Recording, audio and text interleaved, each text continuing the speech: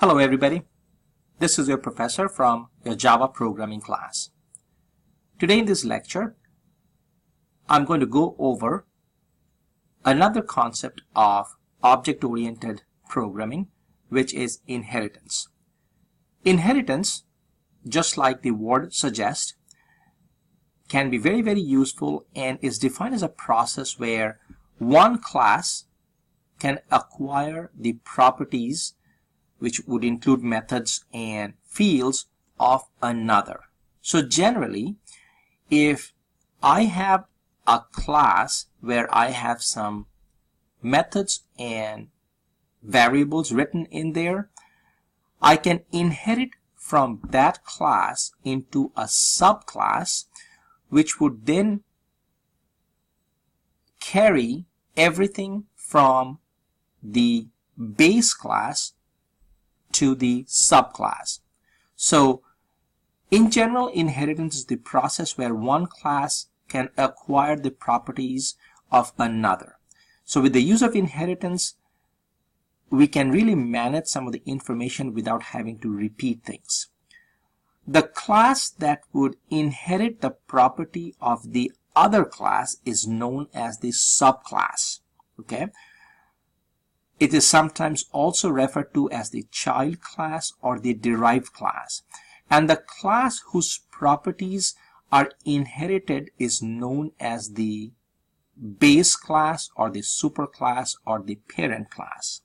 So just like you would see an parent class, the properties that you have in there can really extend to this child's class. So a child class would extend from the parent class and it would inherit all the property. So we would see in this chapter how the use of the keyword extend would allow for a child class to inherit from a parent class. Along with that, we'll also see the use of this access modifier. In this case, it's a protected modifier. So we have seen the use of public access, we have seen some private access, but now we're going to look into the protected access. And we'll also see that when we use this the parent class and the child class, we can use this keyword super to inherit certain things from the superclass, and I'll show you that with some examples. Okay, so let's go ahead and start looking at some codes. So here is a very simple class that I had written, and I'm calling it simple math. Okay, so this is a public class which is called simple math, and within that I have a variable, and I did not give it any access modifier, so it's not public, it's not protected or private, it is public. And then I have these two methods inside this class, very simple methods. One is called multiply and the other one is called modulus. Okay, so this multiply would take in two integer variables and basically multiply and then give out what the value is. Okay, and this modulus would basically take in again two integer variables and store the modulus and the other term for modulus is nothing but remainder, and would give me the output of this. So this is my base class or my parent class or my superclass. Okay, now I would write another class, and this is the one that I'm going to extend from my parent class. So in this case, my math is a child class and it is extending from the parent, which is the simple math class. All right, now look what I have done inside my math. Now I have created a main method, and inside that I have assigned some value a and b, and then I created this object called first math out of my math. Remember, this is my child class that I'm extending, so this object called first math is an object of the child class. But look how as soon as I create my object, it also inherits everything from my parent class. Okay, so when I am associating this object called first math, okay, and calling in the method multiply. Remember, this multiply is not written in this my math class. It is actually inheriting from this parent class, okay. I can easily utilize that multiply method. I can also utilize the modulus method that I have written in my parent class. Now, over and above that, I can also utilize this addition method, which is the one that I have written in my child class. So as you can see, the general concept is when you inherit, or when a child inherits from a parent, it will automatically inherit everything from the parent.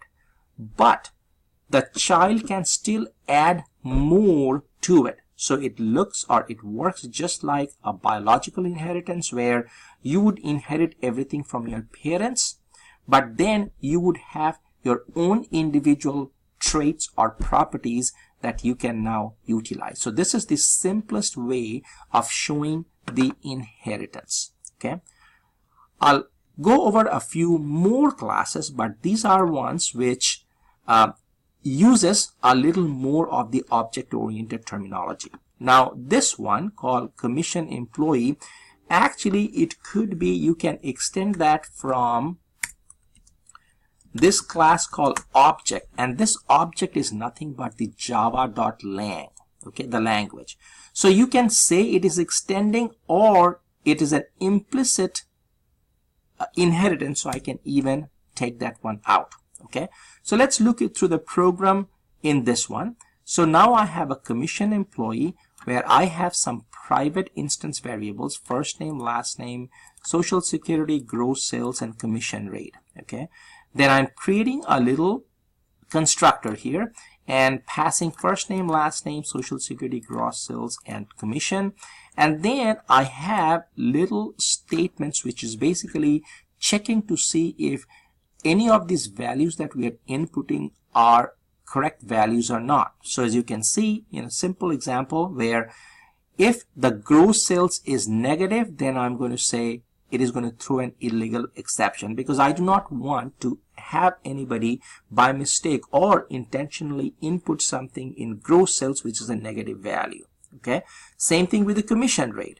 I do not want anybody to have a commission rate which is negative, or now this is completely up to me. Okay, I'm saying if it is less than this, or if this is more than this, then I'm going to catch my commission rate, because I may have a way of limiting my commission rate.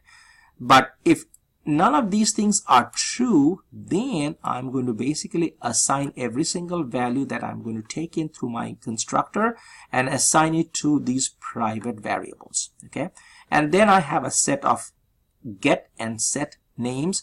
Now look into my set gross sales. I'm having this if statement over here. I'm saying the gross sales has to be greater than 0.0. So when I'm setting my gross sales, just like I'm taking the value in, I'm checking my gross sales over here. When I'm setting the value, I also want to make sure that they are correct values. So that's why I have this over here. And if this is less than 0, I would immediately throw an exception, but otherwise I'm just going to take this value and set that value in. So when I calculate my gross sales, remember I'm returning my gross sales from here, and then I have a set commission. I do have the same thing. I want to write something where I want to make sure that the commission is within my range. If not, I'm just going to assign this value, and then my get commission, my earnings, and I'm going to return my earnings, which is nothing but commission rate times gross. My get commission is my commission rate, and this toString method is basically formatting the output so that I have my commission employee, my first name, last name, and of course every single one is using a placeholder so that it can work out when it's formatting it, the values outside. Now this is my test that I wrote. So this employee that I created is an object from this commission employee type, which is what I just showed you earlier. And then I'm just passing these values over here. So as you can see, I have to have the first name, last name, I have to have a social security, and then I have to have, these are my two values. So this is check over here. If I want to put in minus 500, I would immediately get caught with my illegal exception. Or if I want to input a value more than 1.0, then it's going to be caught over here. Otherwise, I'm just going to say system out print line, employee information, and this is how I'm going to extract the values out. So get first name, get last name, get social security, get gross sales, and get commission rate. And then this employee that I have, I'm going to set the gross sales and my commission rate, and then identify this commission rate. So if I run this program right now, so this is what I would be getting. My last name is Jones. This is the social security. This is my gross sales. This is my commission rate. And then I updated my information. So now it is Sue Jones, social security, gross sales, and my commission rate is 10%. Okay. So that's what I just did with my set gross sales and set commission rate. So initially I took a value and then I used the set methods to change some of these values over here. All right. So then I just printed out my employee. All right. Let's take a look at another one which is very, very similar to what you have seen so far. But in this one, I'm using some private value. So this is my base commission, where I'm defining some private integer variables, and then I have another constructor called base commission employee, where I'm passing my first name, last name, social security, and I do this very same exact thing. Gross sales, making sure that they're within the value, my commission rate, and then my base salary, and then I have some get first name, get last name, and then set gross sales. So very, very similar thing that I do over here. I also have a string method, and